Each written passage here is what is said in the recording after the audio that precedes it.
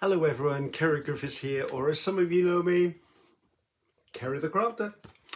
So, this is not a coffee with Ceri video, although it is Ceri with a cup of coffee, because this is going to take some doing this video.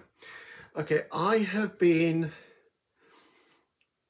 incredibly blessed with the ability to translate my passion to video for my YouTube channel.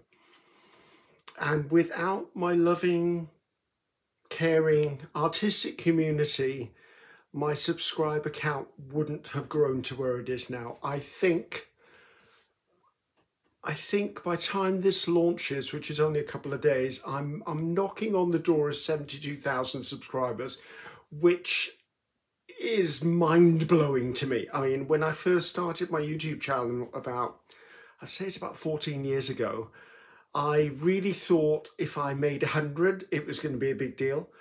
Now, there were years when I didn't really put much into my YouTube channel. I liked the idea, but I'm not very good at technology, and technology stopped me doing what I needed to do. Although over the last few years, well, pretty much from about, I'd say probably 4 or 5 years ago, pretty much when pandemic hit, I seriously focused on researching, learning, finding a system that works for me to make myself independent of anyone's help, to be able to create the content for my YouTube channel that I felt I wanted to produce and I was willing to share with the world. Anyway, that by the by, everyone knows I'm ultra grateful, and I love the fact that basically it's just helping me with my confidence, my creativity. It's helping others, because with that amount of subscribers, I can actually channel those people to other people's channels and hopefully help them grow and hopefully make them successful. And I get to share products and tutorials and inspirational stuff and conversation that I have such an ability to reach people more than I ever thought I would, and it's fabulous, and I thank you for that. Anyway, let's move away from that, because I can make a whole video just of me saying thank you, because I could never say thank you enough. I have had many questions of Ceri, how have you done it? How have you got your channel to where it is today? Are there any hints and tips you can share? So, I sat down a couple of days ago with a pen and pad. Well, it wasn't a pad, it was my small clipboard, and I made notes. I mean, I think there's 3 pages here, because I wrote a load and then I honed it down. And if I can read my writing, we'll be on a winner here. Now, before I start giving you the hints and tips that I think have made my channel grow and continue to grow to where it is now, know that I am not a techie person. I only know what I know. If I need to find something out, I very much do lots and lots of research. There are YouTube channels out there who will give you answers on every single subject you put into the search bar. What I would say is, if you're searching something like SEO, search engine optimization, which I am not good at, I'm trying so hard to learn search engine optimization to help my YouTube, my Pinterest, my website, my Etsy. All of that needs to be linked and referred and growing. I struggle with search engine optimization because I think I've got it, and then it seems to change, and then I think I've got the new version, and then I change. I will say that if you're going to say you put search engine optimization into YouTube as a search, you will get hundreds of videos on it. But what I try to do is I will watch many videos on one subject with a notepad or a clipboard by my side, and I will make notes. And then if the same things keep coming up in several videos, then I'm like, okay, that's a good point, or that point is something to watch out for. I don't just rely on one. I think there's possibly one YouTube channel I do visit quite often, I think it's called Think Media. I'll have to look. If I find it, I'm sure it's called Think Media. I know the guy's face and I know the guy's voice. I can't remember whether it's still called Think Media. I will put a link to that YouTube channel below. They have an absolute plethora of videos on almost every single subject you can think of, and a lot of them are to do with videoing, SEO, marketing, earning money from YouTube and affiliated links, and basically they are a really good YouTube channel to watch, but I need to find it. So I think it's called Think Media. I'm almost certain it does. So anyway, let me make a start. So as I said, not a techie person. I only know what I know. I can only share what I think has worked for me. Well, pretty much what has worked for me. But there could be smarter and better ways to do things. I just haven't stumbled across them yet. I don't really have a techie person to talk to. I'm the techiest person in my family, and there's only two of us, and goodness knows, if I'm the best, then we're in trouble. So anyway, moving on, right. I've not got these in any specific order there as they fell out of my brain onto this page. Gulp of coffee, gonna need it. Okay. First thing I think is really important is to know that if you're going to start a YouTube channel, it's hard work. If you want to do it correctly, it's very hard work. YouTube is an animal that constantly needs feeding. The more popular you become, the more work it becomes. I currently put out approximately 3 videos per week. Those 3 videos take me, I would say, easily 3 days, 3 whole days, when I consider the prep, the filming, the editing, the uploading, and the marketing of them. So out of a 7-day week, I pretty much have given half of my week away to 3 videos. Now, I edit my videos. I use iMovie, which is a really simple program. Basically, I can clip things, I can drop things in, I can do transitions, I can adjust the volume. That's pretty much the limit to my video editing. I know there are some people out there who basically will turn the camera on, film, and immediately upload all of that content. I like to watch myself and take out those moments where maybe I'm just procrastinating, or maybe I've said an inappropriate word. I want to take that out. Or maybe what I said at the time, when I watch the video, I go, ooh, that's a bit controversial or confrontational. I should not have said that. So that's why I like to edit. I try to keep things as real as I can, but I do edit my videos. So anyway, just know that if you're going to do a YouTube channel and you want to make it a serious endeavor, it's going to take time and effort and planning. You'll make 100 videos straight away, and probably maybe 5, 6 of them might get you somewhere. But the only way to learn how to do a YouTube channel is to do a YouTube channel. You will refine your skills, the equipment you need to do it, all of that as we go along. So wait, just know it's not easy doing a YouTube channel, and my hat's off to all those influencers out there who have millions of subscribers, not just my 72,000, but they have millions and millions of subscribers, and they really put the effort in, and I'm putting as much effort as I can put in a week. But know that it's a big job. Don't go in there thinking, oh, it's easy, I'll make a video, stick it on there. If you want to do it properly, it's hard. Okay, highlighter, going to highlight these or I will lose my place. Okay, for me personally, one of the keys has been having good lighting for my videos. I am lucky. My video desk, which is right in front of me, you're viewing me from my desk basically, is in front of a big window. I like to use natural lighting whenever I can. I used to have electric lighting, like photography lights on either side, but I found what would happen is, because I film on my iPad would strobe, there'd be lines on it, and apparently that was due to the wavelength of the lighting as per the wavelength of the camera on the iPad. I also found that using electronic light changed the color of the things I was working on, to the point that I didn't like, I think it's Biscuit's dog fur. I think he's molting at the moment because obviously we're in autumn. Biscuit's my yellow lab, by the way. So yeah, lighting is crucial. If you can get natural lighting, use natural lighting. I also find if I film on a grey or a neutral coloured background, usually the colours stay true. If I use a really freakish colour as a background, sometimes it'll really throw the colour balance off on my YouTube, on my iPad. Okay. Okay, another thing that I do is I prep stages of my videos. So let's see, what can I say? So say I'm going to do 10 tags as a mass make, 10 journal tags. I will only do the cutting of one.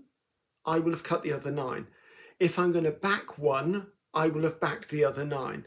I will prep as many stages as I can, even if it means making multiple versions of the same thing, because it's better for the viewer. Yes, it's time consuming for me, but that's the quality I want to offer. If you've seen me glue coffee dye paper on the back of a journal tag, you don't need to see me do it 10 times. I don't like to speed my videos up. You see me do it once, I would usually say, okay guys, I've already prepped these, it was the same technique. And I'll do that if I'm doing repetitive techniques or repetitive tasks, I will do it.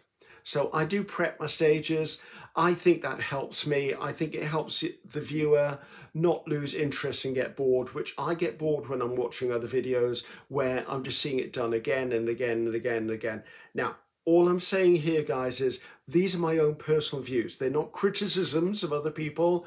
They're the way I've worked for myself. Okay, we've already touched on this. If you can edit your videos, even to the most basic thing, I would say try to learn it. There's some really basic editing software out there. In fact, I think YouTube Studio has an editing option, which I don't have. I don't know why it hasn't downloaded for me. But as I said, for me, I use iMovie. It's a free program. I literally cut the ends off things. I can split and take out stuff, and I put in transitions, and I alter the volume, because in the past we've had issues where people said they couldn't hear my videos. Well, as you can see, I've now got earbuds which have microphones into them. I do tweak the volume when I do editing. I put it from 100 to 152%. That's more than loud enough for most people. I would say if you're having trouble hearing a video of any sort, maybe put some earbuds in or headphones on. It will eliminate any extraneous noises around you. You'll probably hear it better. Sorry, gulp of coffee. Okay. Oh, this is one that is thanks to my subscribers. I canvassed or asked my subscribers, what is the perfect length video to make for you to watch? The answer was any length video is a good video if the content is a good content. I usually aim for the 1 hour mark as a maximum. Very often I'll probably push it to 1 hour and 10 because there are so many good bits I don't want to clip out. But I've done videos as short as 5 minutes before now. But I do agree that any video is a good video if it's worth watching, if it's interesting, if it's funny, if it's got valuable interest and content to it, put it out there. I watch loads of YouTube videos because I don't watch TV, so I watch YouTube. I have the ability to stop the video and come back the next day. It's in my viewing library. I can pause a video, go and do lunch. I can fast forward bits. So don't think, oh, are they going to sit down and watch this for an hour? They may choose to sit down and watch it for an hour. However, they control the buttons. They can change the speed, they can watch. I know people who watch everything on fast forward. So just know that put out quality videos that please you and let the viewer decide how much of it they watch or when they watch it in segments, because quite often people will do a live which is easily 2 hours long. That live becomes a video. I've sat down and watched a 2 hour live before, and I've sat down and watched a 2 hour replay of a live as well. So don't worry so much about the length of your video. You may hear, oh, 15 minutes is the optimum, 1 hour is the optimum. You make the decision. If something is worth watching, people will watch it. Okay, a very much a crucial part of any YouTube channel is your thumbnail. The thumbnail is that little image that comes up when people are scrolling. You could be making absolutely awesome videos, but if they don't stop scrolling, nobody watches it.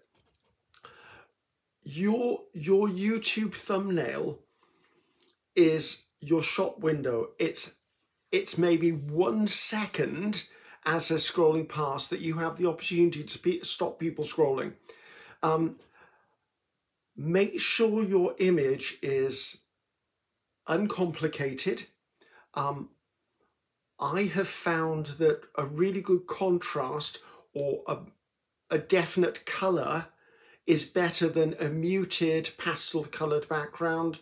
Also, say you're doing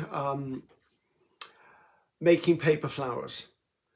Don't take a picture of a vase of flowers and then expect when the thumbnail comes out for that little vase of flowers to stop someone. Take a close-up of one of the flowers and maybe the impact of that flower will stop them scrolling by. Okay, so try to aim for clean, sharp, highish contrast, good clean images. Now,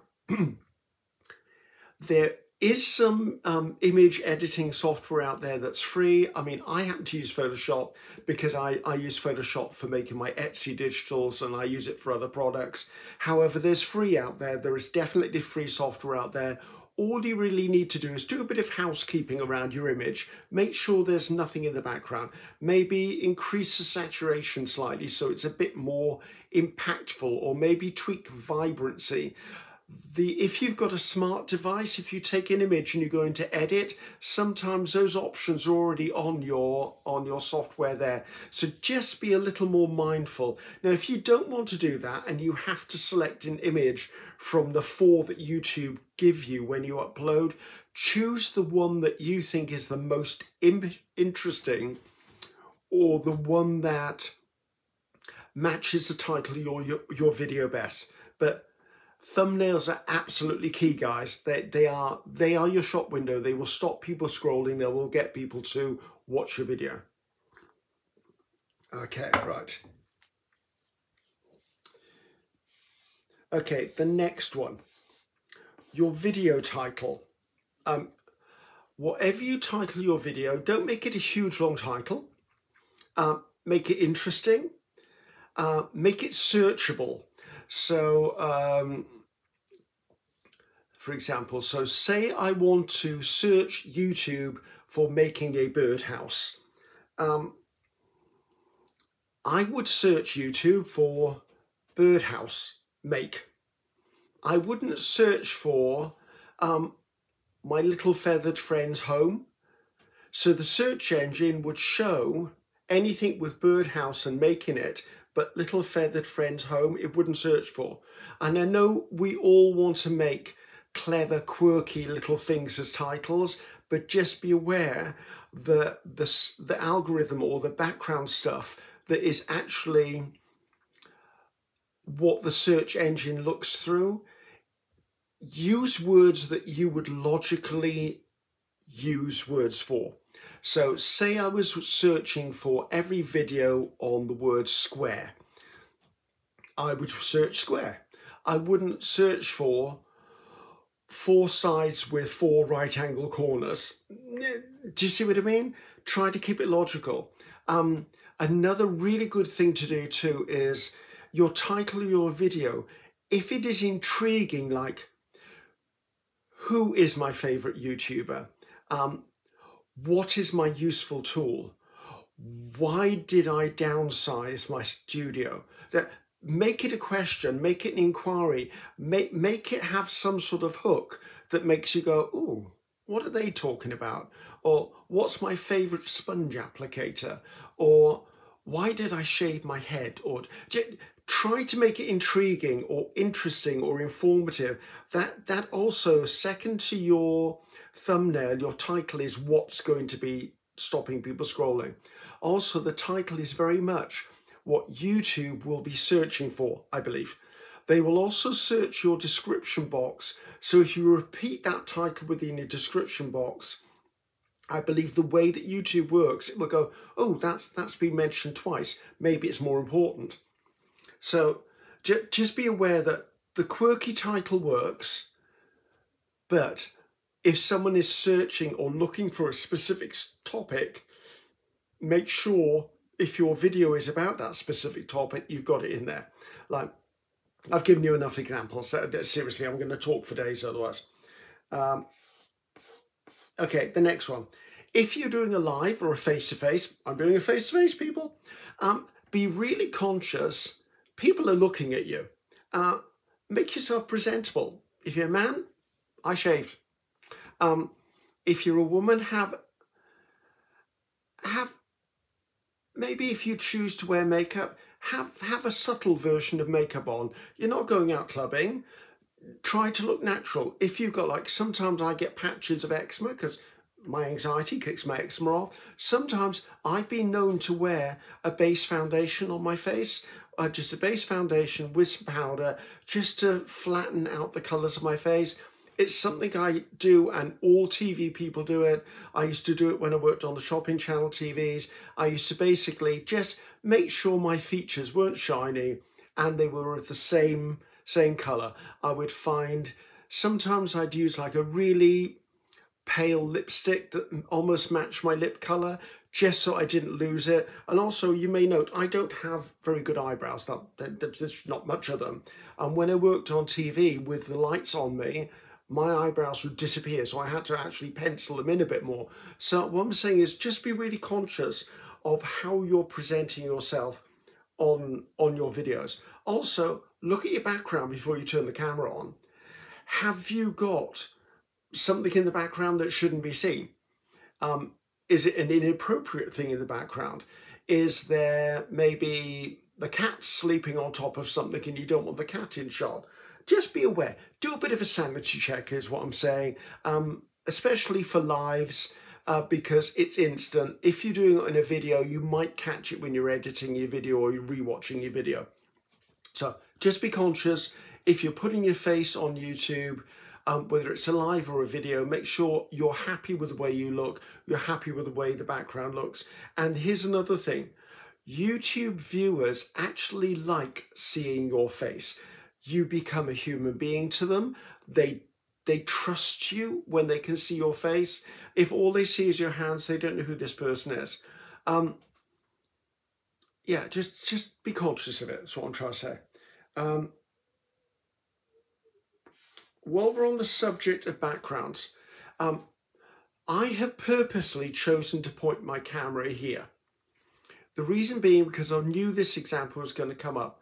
This blank spot here could easily be a place for some form of subtle advertising. So if I had my, where am I? I can't do it. If I had my logo hanging there, that's something, people are nosy.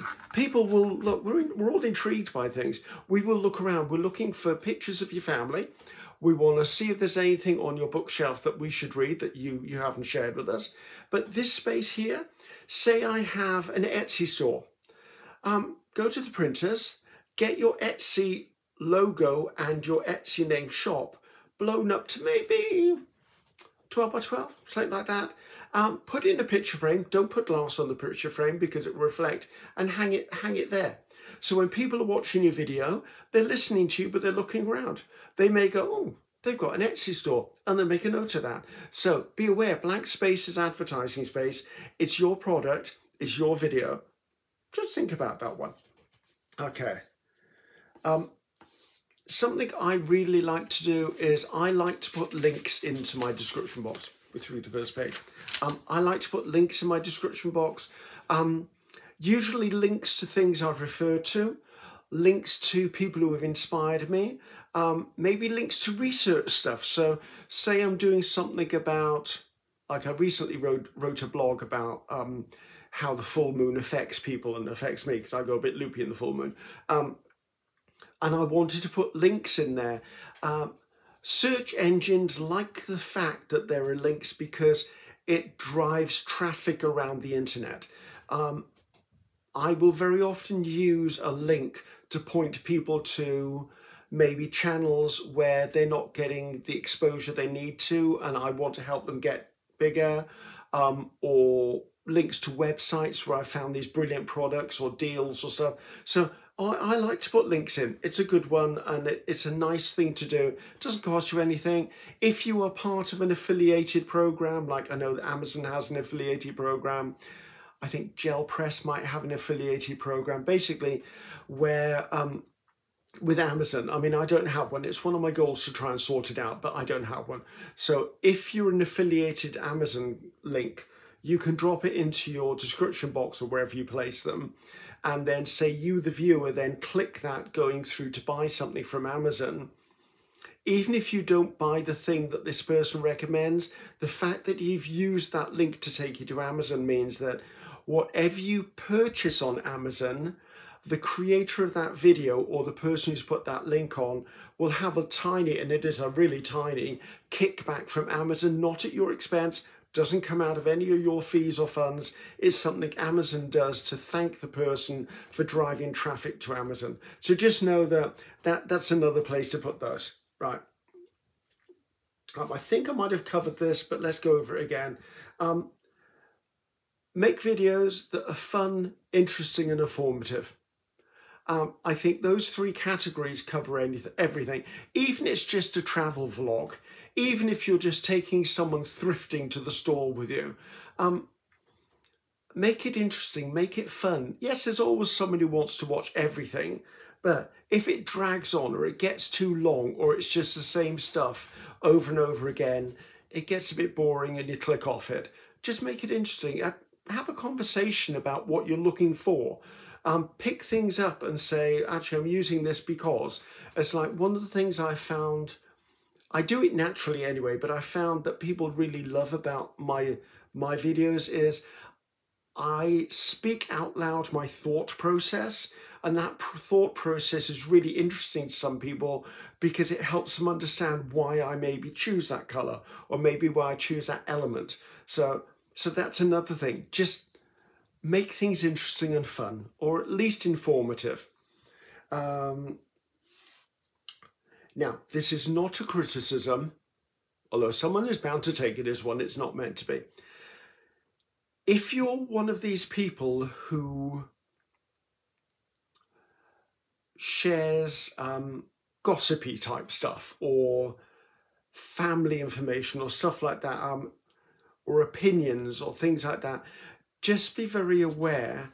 I would, as a viewer, if I'm watching a tutorial or I'm watching someone's YouTube to gain information about something, I don't necessarily need to hear half an hour of you talking about the dog, your neighbour, and what you had for tea. I would say there's part of that in every video, naturally, because we're human. Our subscribers are our friends and our followers. We regard them a lot of the time as partly family. Yes, there is a bit of free talking going on, but be careful you don't just become overly gossipy. If you're going to do overly gossipy, the place for that is pretty much a live, because there's a lot of time in a live where you do get to converse with people, you do get chatty, the subjects change. You could be sat there for 2 or 3 minutes at the beginning of your live waiting for people to join you. So talk about the weather, talk about what's the dog's up to at the moment, talk about events in your life that you feel, but just make sure you don't overshare personal details, because it's there for anyone to see, and not all people viewing YouTube are good people. Not going to go into that, but just be aware there are people who are not nice people out there who watch your videos, will take information and do stuff with it. So I'm getting very lectury. I don't mean to be, guys. I'm trying to share with you the lessons I've learned and that I feel important. You can fast forward, do whatever you like from here, it's fine. As long as I've made this video, then I feel good about it. Okay, when you first start your YouTube channel, try to be the real, genuine version of yourself. Don't try to create a fake persona. My YouTube channel's been going for over 14 years. Do you think I could keep up a fake persona? Try to be the genuine you. Your subscribers know. They know when someone's trying to hoodwink them or BS them. Do you know what I mean? Just be you. You will find it so much more pleasurable to share your passion via video or live if you're you. It takes those thinking away from it. I'm not trying to put on a fancy accent. I'm not trying to use great vocabulary. I'm not trying to be something I'm not. Just be you. Everyone is looking for someone who's relatable, that they can understand, and is almost another version of themselves. They want to know that you have maybe the same struggles with some materials you're working with that they do. They don't always need a highly polished, highly finished tutorial, because part of the things with that is, if I see someone doing a project and they do it absolutely flawlessly and perfectly, my mind usually goes, that's lovely, but I couldn't do that. Now, granted, that's my anxiety telling me I can't do things, but if I watch the same video and the person has left in the mistakes and the stumbles and how to fix things, I'm like, oh, okay, so they're not perfect. They have made an error, but they've taught me how to repair that. Those sort of things I think are interesting. So just beware, be the real you, the real you. Okay, subscribers, viewers are not stupid. Do not try to cover things up. Own it, apologize for it. If you make a mistake, show us how you fix it. Harkens back to the last one, actually. Don't talk down to your viewers. Treat them as if you're trying to teach a family member or share something with a family member. I'm not saying dumb it down, because they are not stupid. Our subscribers, you are not stupid. But what I would say is, be really conscious. If you're creating a video, there are several levels to everyone's interest or learning. So I very much will, when I'm creating something on video, I will always try to refer back to what a beginner would be doing, as well as showing techniques for the more advanced. Because a lot of these really clever projects that are out on YouTube, if you're a newbie to a skill, they're very off-putting. Also, as we develop as artists and influencers, we get more and more accustomed to jargon, to sayings. We assume everyone knows what we knew. No, they don't. And we don't know everything that they know.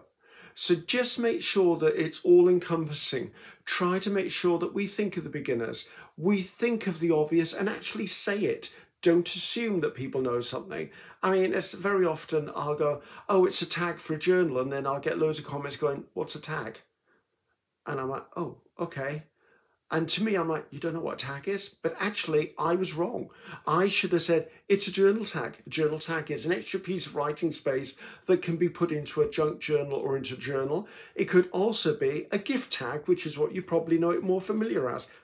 Did it kill me to say that? No. But that in itself has really helped the person who's new to the creative genre we're talking about to understand. So just be aware that every time a video is watched, that person could potentially be the first video they have ever seen and the first video on that skill. So it's good to keep the newbies in mind, because you know what? They are our future subscribers, and they in themselves could then pass on knowledge to someone else. And I want to make sure that I've done the best I can to help them on their journey.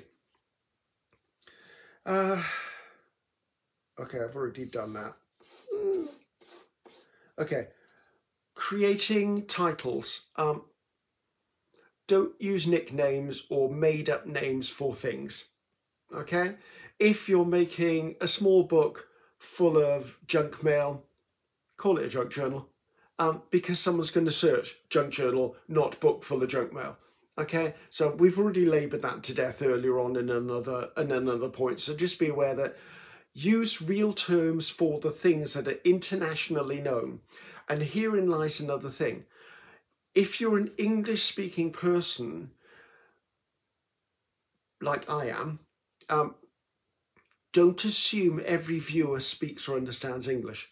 I very often will get comments in other languages where I then have to Google Translate, and sometimes Google Translate does not make it obvious what the words are, and I have to do a bit of work to find out what it says, but that's what I do. That's what you should be doing.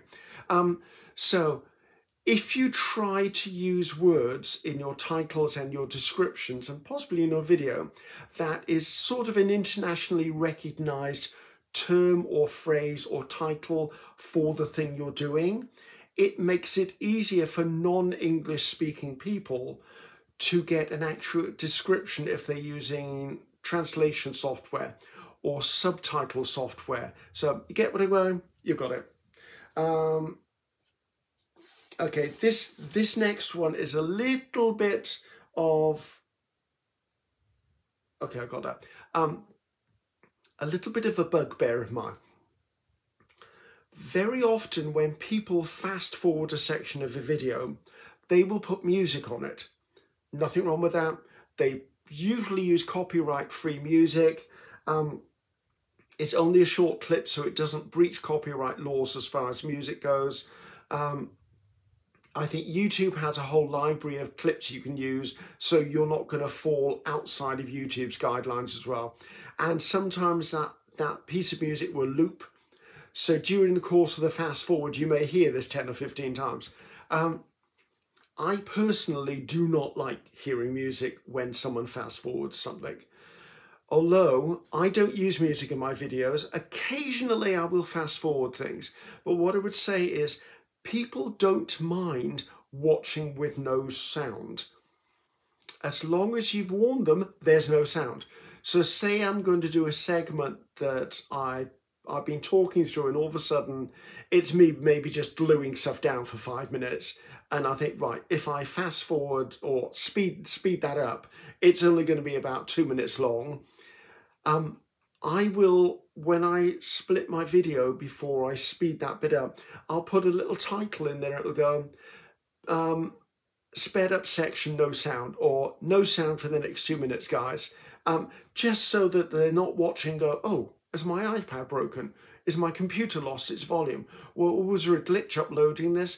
Make sure people are aware that even if it's like, going silent, guys, see you in 2 minutes. Do you see what I mean? Let the audience know that the silence while they're watching sped up video footage is intentional, not accidental, okay?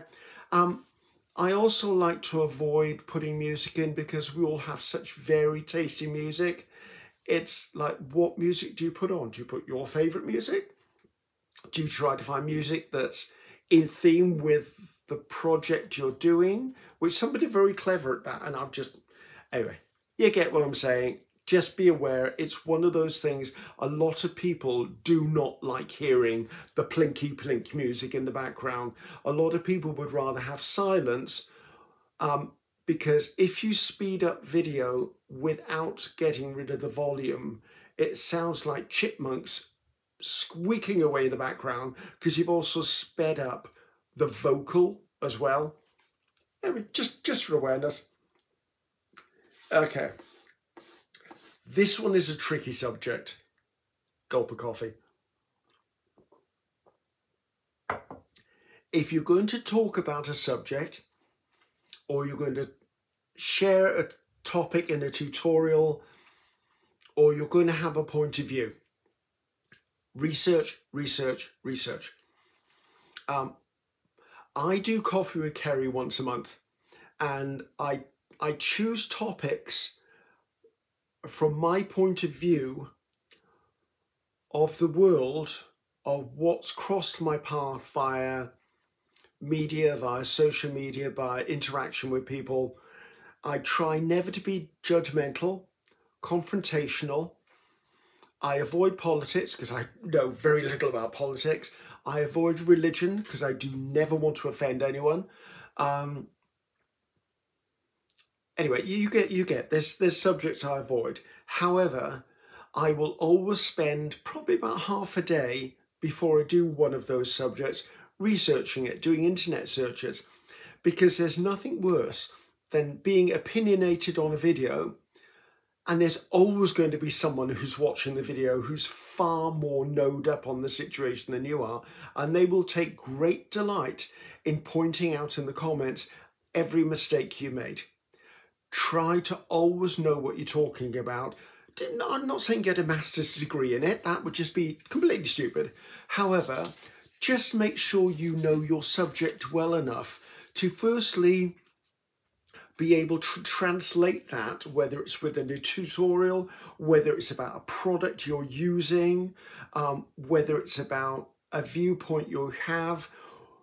Always make sure you know enough to be able to A, make the video, and B, answer any comments that are likely to come from that video.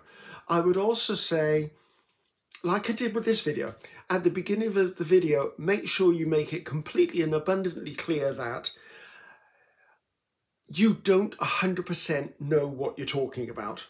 As I said in the beginning, I am not a techie person. Anything I'm sharing here is shared because these are things I have found along my journey of 14 years of a YouTube channel that have worked. Believe me, there's a whole slew of things that have not worked. And I've learned from experience, I've learned from research, I've learned from other YouTubers, I've learned from watching YouTubes and gone, I hated when they did that, I'm never doing that in my video. So just make sure you do research so you don't look a fool, because no one wants to look a fool. Okay, we've got through another page, we're on to the last one. Okay, okay, this is just a trick from, I forget anything I can do it with. Let's see, I probably have, bear with me. I just need to find, come on, where are you? I know you're in here somewhere. Where is it? So I've got this box of paints here that I'm about to, there you go, that will do. Okay. It's a trick that I learned when I was doing TV. I worked for several years on the shopping channels. I was one of those demonstrator stroke presenters you see on TV. If you're filming a video, okay, we're going to use this small tube of paint here. If you're holding this tube of paint and it's this far away from your camera because, say, this is your work surface and you're explaining this to someone, you can't see it on screen.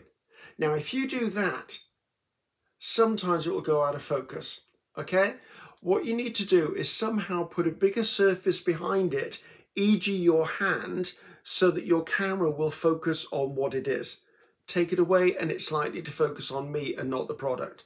Always bring the product closer to the camera, and when you've got it there, hold it there for maybe the count of, say, 5 to 10, just so that people get a chance to look at the product, read what it is, and understand. Maybe even they are going to grab a pen and pencil and go, oh, really needed the name of that. What gesso was that? What was like this is a prime example, Mod Podge.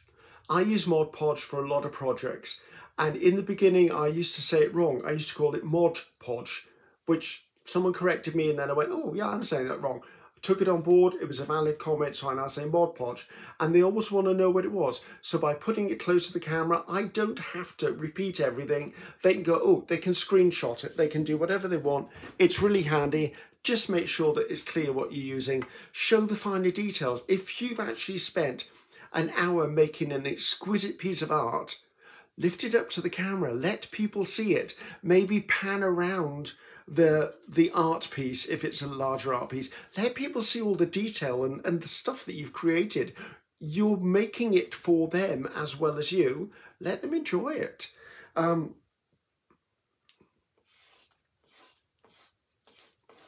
Okay, this one, I had to be really careful because someone's probably going to go, well, that describes you to a T. It probably doesn't, guys. Don't be a know-it-all. Do not be overly opinionated in your videos.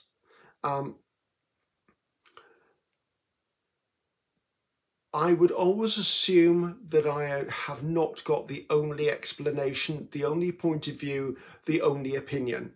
I only know the things I say and the opinions that I have by being me.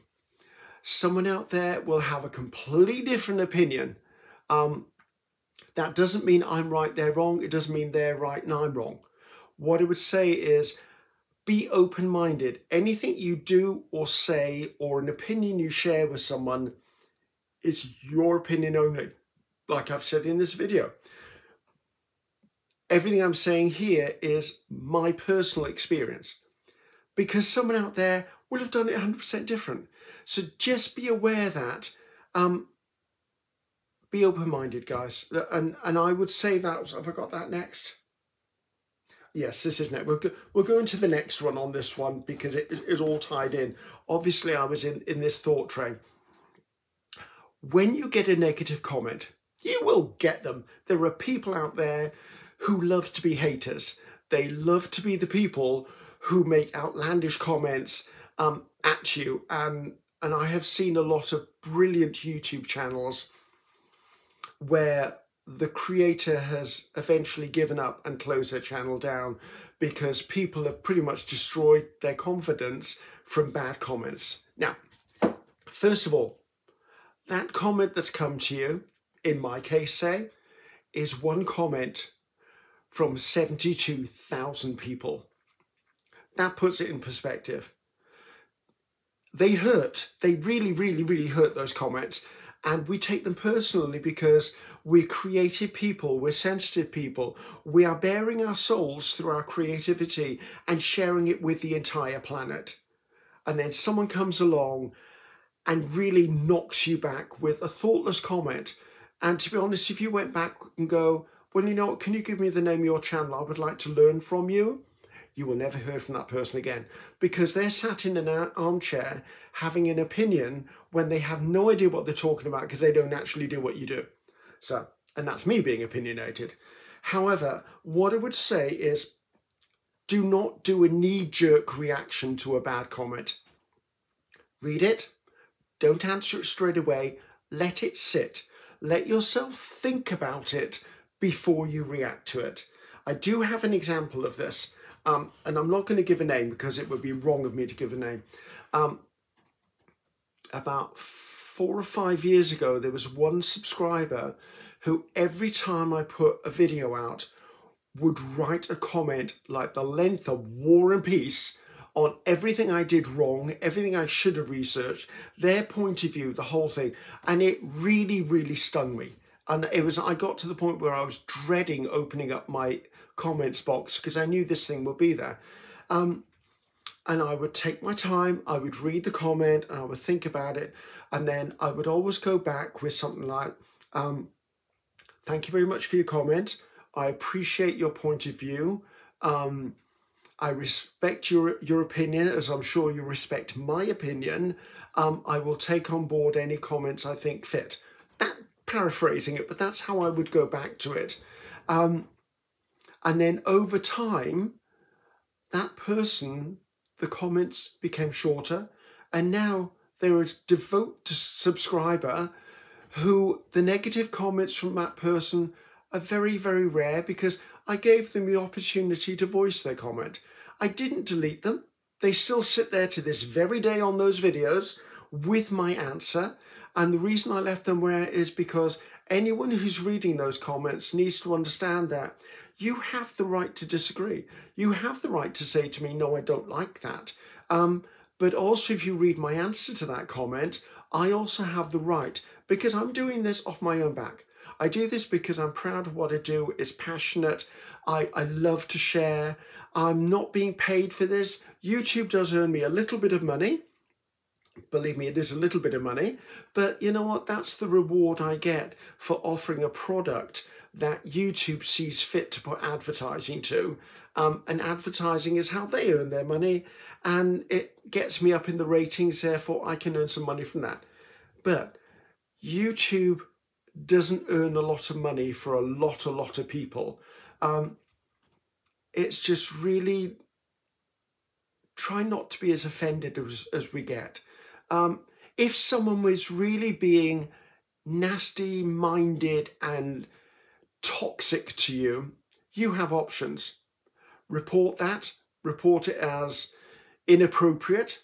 You can block that person and you can delete that person. You have that power. Okay? Just be really aware that some of the comments, and I have learned through the time, some of those negative comments, if you read them 2 or 3 times and let them mull over, somewhere in there may be a seed that is right. Maybe someone has said, Ceri, I'm tired of your idle gossiping. They might say that about this video, to be honest with you. So therefore I'm thinking, oh, do I get too gossipy?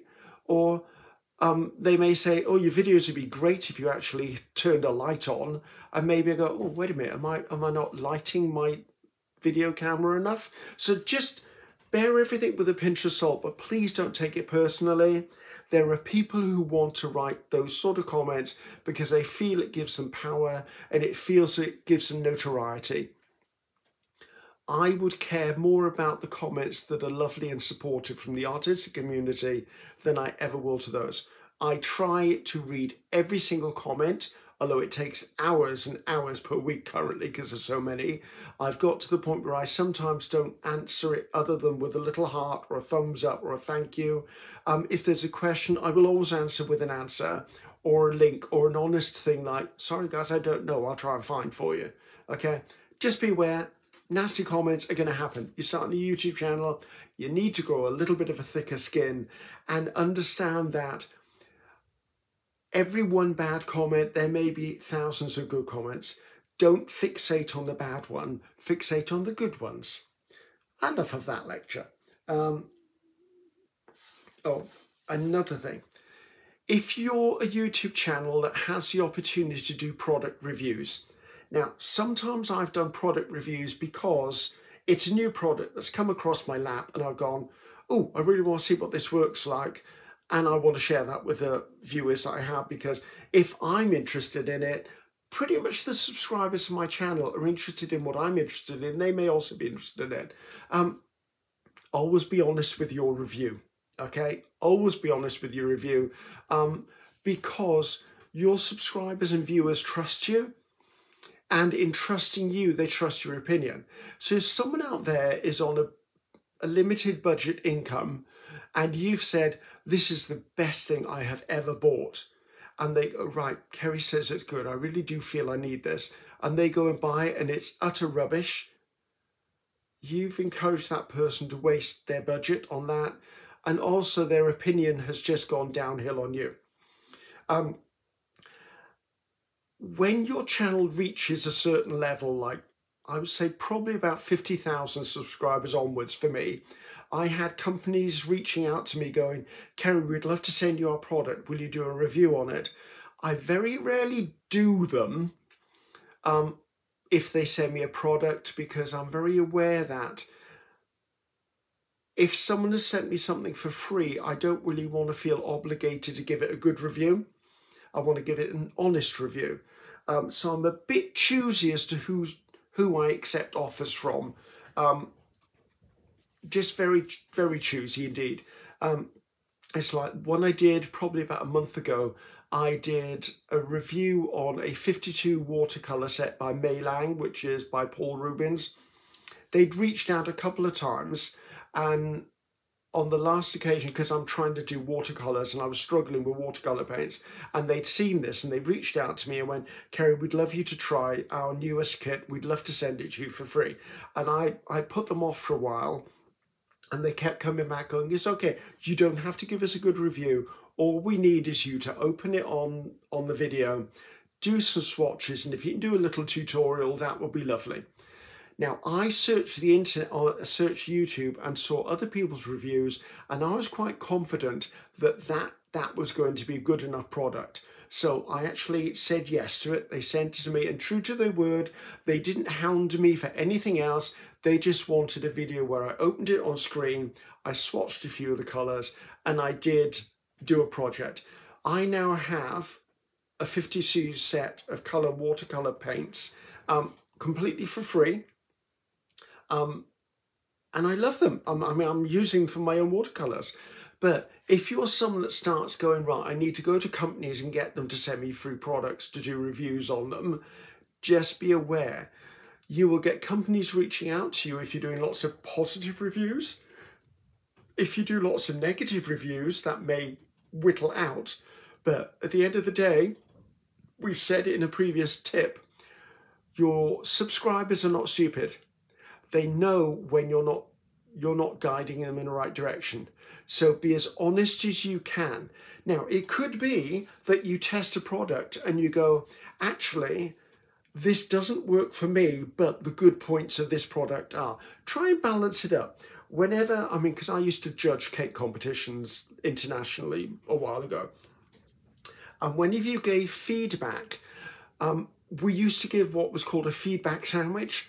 So if I had someone standing in front of me, I would give a positive comment on what I was looking at, or their cake or confection or bake or whatever I was judging. I would then put in maybe a negative one if there was one negative to put, and then I would end it by giving another positive one, because there's always good points and bad points in every make, project, competition entry, whatever. Just make sure that you don't fixate on the bad. You try to give a balanced review of both good points and bad points, because the person watching the video on the product you're reviewing, your bad points may actually be, well, actually, that's what I want the product to do. And because you don't fully know the product, because it's only just landed on your desk, what you're viewing as a negative could be a positive to the person who actually wants to buy it. So, honest, direct feedback in product reviews. That's what I'm trying to get at. The more you do that, the more you'll be respected by people who want you to do product reviews, the more trusted you will become to anyone who goes, you know what, I wonder what Ceri says about this product. Now, there won't be a lot of product reviews because I don't do a lot of them. I'll consider them occasionally. If it fits within my skill set, if it fits within my subscribers' interests. Moving on. Oh, this one's a big one for me, guys. And it's the last one. Yay, we're almost finished. I have watched thousands of YouTubes in my life. I'm not really a TV watcher. There's one or two programs I will watch, like Strictly Come Dancing. I'll watch that. I'm an ex-dancer. I used to perform with Craig Revel Horwood, who's one of the judges on the British Strictly Come Dancing. It's nice to see the success he's enjoying. Some of the performers on there I've worked with in the past. It's nice to see them having wonderful careers.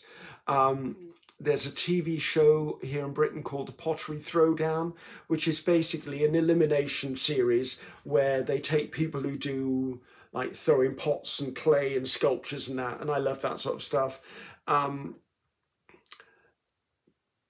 There's another one, I think it's called Woodworkers. I think it's only its second season, and it's filmed here in Wales, and basically they have a group of people. Basically the format is they have about 12 people, and every week one of them's eliminated until they get down to the final one. I like that sort of thing.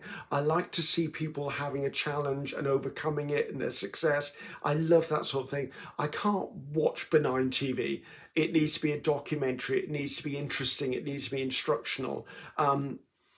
So I don't watch a lot of TV, is what I'm getting at. So I've watched thousands and thousands of YouTubes in my life. I have a notebook which I keep with me most times because my memory is shot and always has been. If there's something I've seen interesting that inspires me or sparks an idea, I'll make a note of what the idea was, just bullet point, and I will write down that channel name. And then when I actually, if I use that as inspiration, I always give credit where credit is due, if I can remember, or if I know the original source. Sometimes I will not know the original source, but I will rather say, listen guys, I don't know who did this first. Sometimes in the comments you'll find someone go, oh, that was done by Mary Ann Lewis, or that was done by Carl in Istanbul. They will tell me, but I always like to give credit to that person who's influenced me, because maybe I can steer traffic to them by them, say Gail Augustinelli. Okay, really good friend of mine. Hi, Gail. So say Gail has done a new and innovative way to do something, and I've gone, oh, Gail. I usually contact Gail and go, Gail, do you mind me doing this? And she said, okay, you just go for it, which is fine. So I will put a video out. I will refer to Gail in the video. I will also put a link to her channel and sometimes a link to her original video in the description box. And then I will tell you, the viewers, please go over and check it out. And what that does is, maybe you've seen my version, but maybe you want to see the original version. So you'll click on it and you'll go over and see Gail. And then you go, you know what, that was really nice. I like Gail's mannerisms. I like the way Gail delivers her videos. And you'll subscribe to her. And then maybe Gail will do a video that goes, you know what, I really like this one. Rachel from blah, blah, blah, blah, Rachel from Roxy's Creations, I think it is. She did this. And then you'll go, so as you can see, it's like a big spider's web. But what it does, it brings all of those talented people to our screens. And only in sharing all of this knowledge will we all improve. And I think that's about it, guys. I haven't finished my coffee. It's sort of gone lukewarm now. Ooh, it's not nice. I love hot coffee. I like iced coffee in between. I don't think so. So, I know that's an hour's worth of me talking, which, believe me, I know it's an hour's worth of me talking. I have covered all the sheets of notes I made. I'm sure there's 1,000 more things. I'm sure there are hundreds of things that could be done better. I don't know. My channel continues to grow. I thank my subscribers continually because of their support. I'm making it grow. I do look at the algorithms in the YouTube studio, which I don't fully understand, but I can quite obviously see when a video has been really successful and when it's not been really successful. I know my subscribers reasonably well now, so I know that when I'm creating a video, I have learnt what they appreciate about my videos. They like my verbalization of my thoughts as I'm doing it. They like the precise, no fluff instructions. They like that if I do measurements, I always try to remember to do it in inches and centimeters. I always try to show the name of paints or the brands of stuff, those sort of things. And I always try to keep those in the back of my mind when I'm creating a video. So I think that's enough, guys. We're at 1 hour and a twiddly bit. So I'm going to say goodbye.